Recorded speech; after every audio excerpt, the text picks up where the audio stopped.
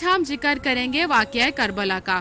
واقعہ کربلا 10 محرم 61 ہجری بمطابق 9 یا 10 اکتوبر 680 عیسوی کو موجودہ عراق میں کربلا کے مقام پر پیش آیا، جہاں تاریخ کے مطابق یزید کی بھیجی ہوئی فوج نے محمد صلی اللہ علیہ وآلہ وسلم کے نواسے امام حسین ابن علی اور ان کے اہل خانہ کو شہید کیا۔ امام حسین ابن علی کے ساتھ 72 ساتھی، کچھ غلام، 22 اہل بیت کے جوان اور خاندان نبوی کی کچھ خواتین اور بچے بھی شامل تھے۔ اللہ کے رسول حضرت محمد مصطفیٰ صلی اللہ علیہ وآلہ وسلم بار بار امام حسین کو بلند کر کے دنیا کو یہ بتاتے تھے کہ یہ حسین مجھ سے ہے اور میں اس حسین سے۔ اے لوگوں، اگر اس حسین پہ کچھ مشکل وقت آ جائے اور یہ تم سے مدد طلب کرے تو اس کا ساتھ دینا، کیونکہ یہ جنت کے جوانوں کا سردار ہے اور میرا خون ہے اور میری اولاد ہے۔ لیکن افسوس، ابھی رسول صلی اللہ علیہ وآلہ وسلم کی رحلت کو تھوڑا وقت ہی گزرا تھا کہ کربلا کے میدان میں ایک طرف لاکھوں کا مجمع تھا تو دوسری طرف وہ حسین جس کو اللہ کے رسول کندھوں پر سوار کرتے تھے۔ امام حسین علیہ السلام اپنے نانا کی امت سے بار بار کہتے رہے کہ کیوں میرا راستہ روکا ہے؟ اے لوگوں، پہچانو، میں تمہاری نبی کا نواسا ہوں۔ بتاؤ، کیا میں نے رسول صلی اللہ علیہ وآلہ وسلم کی شریعت میں ترامیم کی ہیں؟ کسی انسان کا حق کھایا ہے؟ کسی انسان پہ ظلم کیا ہے؟ اتنے میں وہ فوج یزید ایک آواز میں کہنے لگی، اے حسین، ہم سب تجھے تیرے بابا علی کے بغض میں قتل کر رہے ہیں تاکہ یزید ہماری جھولیاں دولت سے بھر دے۔ امام حسین علیہ السلام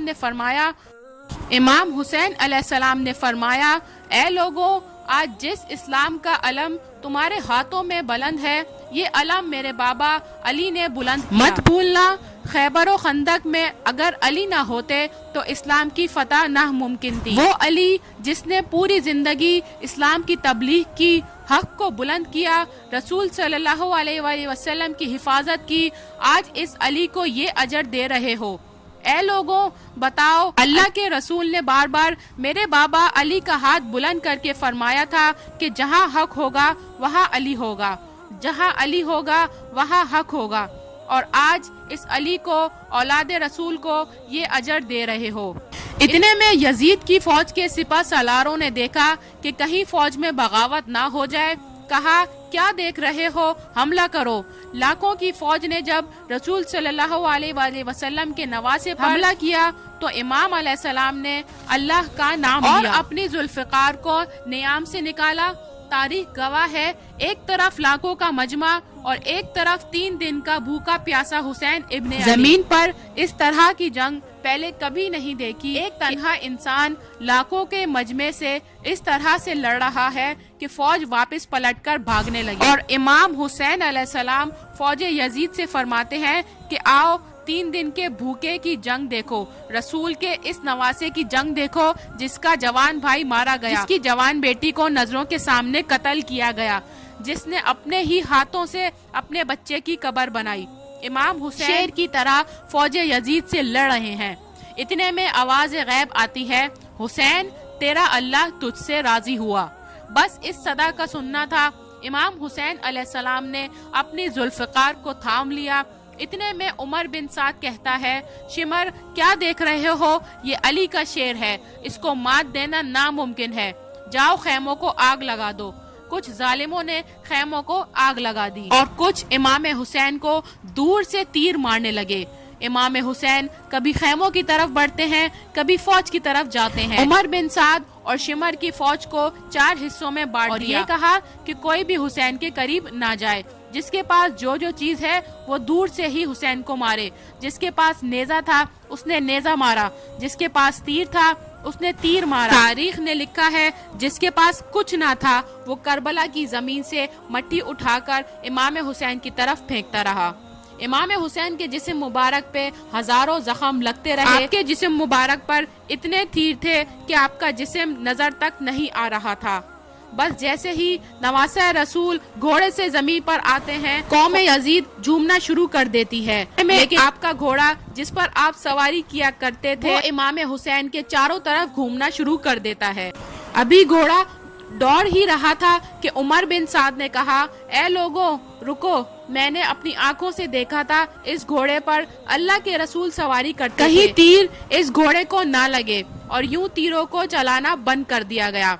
अफसोस है उन लोगों को इस घोड़े का एहतराम तो मालूम था कि रसूल सल्लल्लाहु अलैहि वसल्लम सवारी किया करते थे, लेकिन इस हुसैन का एहतराम भूल चुके थे जिनको अपने कंधों पर सवार करके उम्मत को दिखाया करते थे। बस इमाम हुसैन जमीन पर अपना सर रखकर अल्लाह का शुक्र अदा कर रहे हैं और वहाँ यजीद के मुख्तलिफ सिपाही इमाम हुसैन का सर काटने के लिए करीब आते हैं।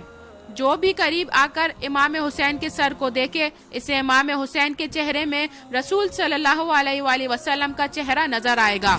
इतने में शिमर कहने लगा कि ये काम मुझसे ही होना है। जैसे ही शिमर ने खंजर इमाम हुसैन के गले पर रखा, इमाम हुसैन के लब हिल रहे हैं।